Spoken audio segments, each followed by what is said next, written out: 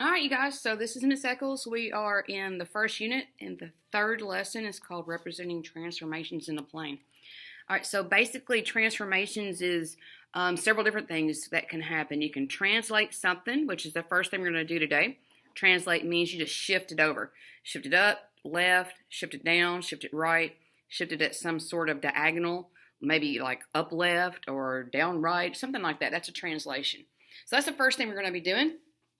So I'm on slide 6, as you can see, and I'm going to get right into this. Of course, I'm going to open up my GeoGebra here.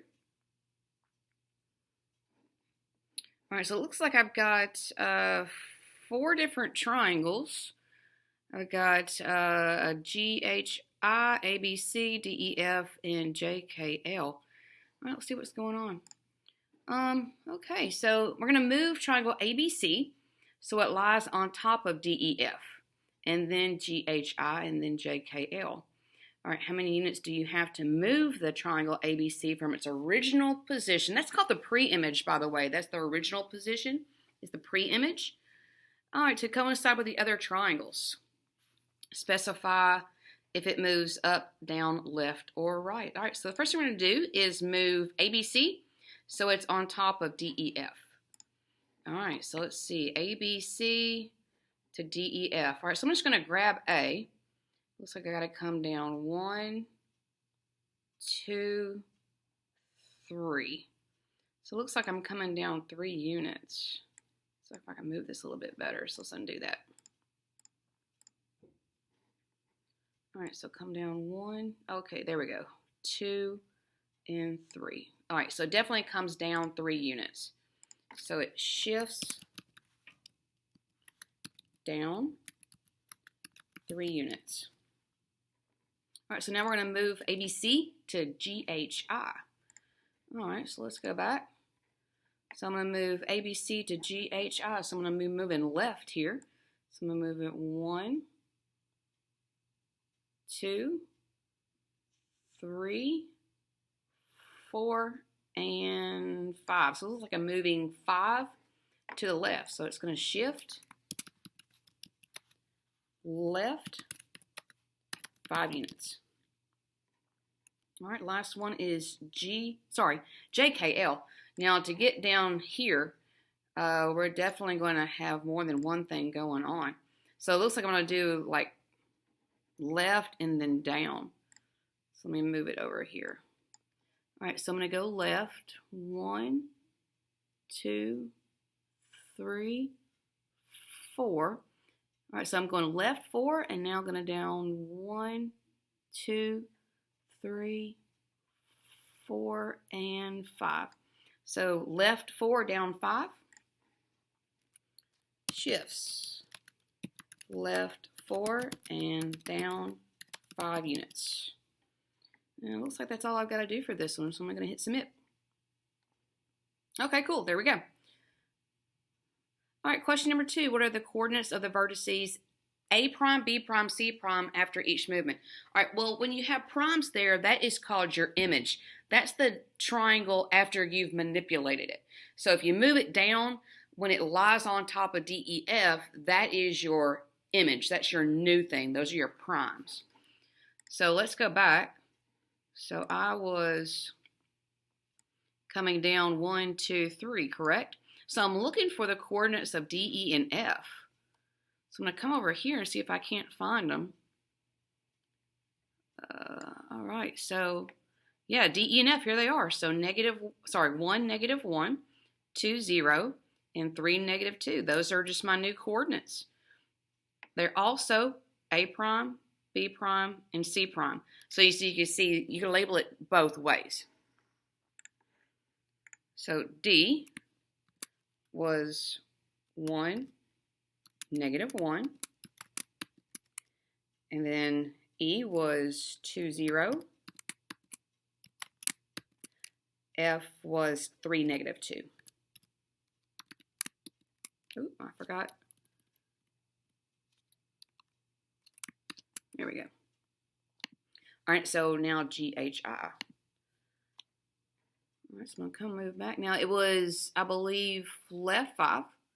So I can either look at GHI or I can now look at the new A prime, B prime, C prime. So GHI is sitting right there. So negative 4, 2, negative 3, 3, negative 2, 1. Those are the ordered pairs from my new image. All right, so let's see, negative 4, 2. And then it was negative 3, 3. And then negative 2, 1. All right, last one for this question number 2 is JKL. So I had to move, it was left 4, and then down. So I'm going to lay it right on top. So again, I'm looking for JKL or A prime, B prime, C prime. Probably the easiest is that there's JKL. J is negative 3, negative 3. K is negative 2, negative 2. And L is negative 1, negative 4. Negative 3, negative, well, my goodness. Negative 3, negative 3. Negative 2, negative 2. And negative 1, negative 4. And it looks like that's all I had to do for this one. So I'm going to hit submit. Sweet, there it is. All right, so this question number 3 says I got to find the distance of the vertices ABC to the corresponding vertices of the other 3 triangles and enter them into the table.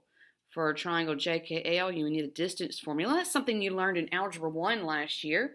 So you're more than welcome to do that distance formula if you've got a calculator handy. If not, your calculator is over here on the left side.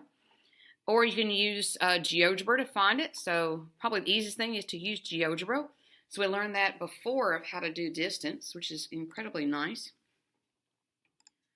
All right, so what I'm going to do is I'm going to draw a segment from A to D. That's the third icon. The second one down is segment. So I'm going to click on A and I'm going to click on D. And it looks like my distance is 3. So I'm going to put 3 for both of them. All right, now I got to find B to E. So I'm going to draw a segment, already there, from B to E. And again, that should be 3. Because remember, I moved 3 down. So a shift is just slotting things in a certain direction. And of course, I would imagine C to F is also going to be 3. Because if I shift both of them down, then the third one's going to be shifted down the exact same. All right, now I got to do A to G. Well, if you haven't figured it out yet, I had to move 5 left. Yes? Well, there it is. 5 left. So B to H will be 5, and C to I will all be 5. Because if you shift one thing, you shift everything the exact same amount. So all of these are going to be 5. All right, now I got to go A to J. Well, that's going to be a little bit different because I had 2 shifts going on. So I'm going to draw a segment from A to J, and it looks like it's 6.4. So B to K will be 6.4. Oh, I put it in a different place. And then C to L will be 6.4. So all of these are going to be 6.4.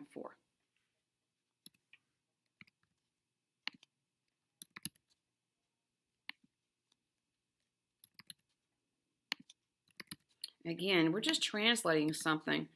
So when you translate, all you're doing is shifting it over every single point or every single vertex the exact same amount. All right, there we go. That's why I like GeoGebra. All I got to do is draw a segment and you've got your distances, which is incredibly nice. Now, we're not always going to have GeoGebra. Some of your mastery tests will open and they won't have GeoGebra available to you. So some of them you might want to have GeoGebra open and ready to go. That will help you get through your mastery test. And definitely, the more we go, your post-test, you want to have something GeoGebra open, especially if you are a visual person. All right, question number 4. All right, what do you observe about the distances between the 3 pairs of corresponding vertices of each movement? Well, I just told you guys they're going to be the exact same. Because if you have 3 angles of a triangle and they all shift the triangle 3 down, then they're all going to be 3. if you have a triangle and you shift it to the left 5, then every single vertex is going to be shifting the same amount. They're all going to be 5. So the answer is they are all the same. And I'm going to put distance. They're all going to be the same distance. All right, based on your observations, how would you define a translation? Well, it is a shift of all vertices.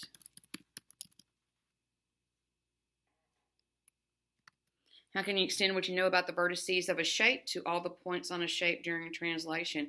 Well, basically, when one vertex moves a certain amount, so do they all.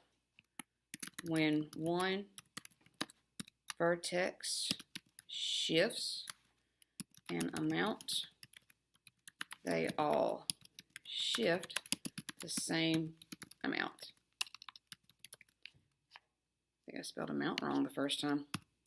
You'll find that I am not a great speller. Can do really good geometry. Not a great speller. All right, there we go. All right, self-evaluation. Dude, I rocked that out. 5. All right, cool. See y'all in a minute.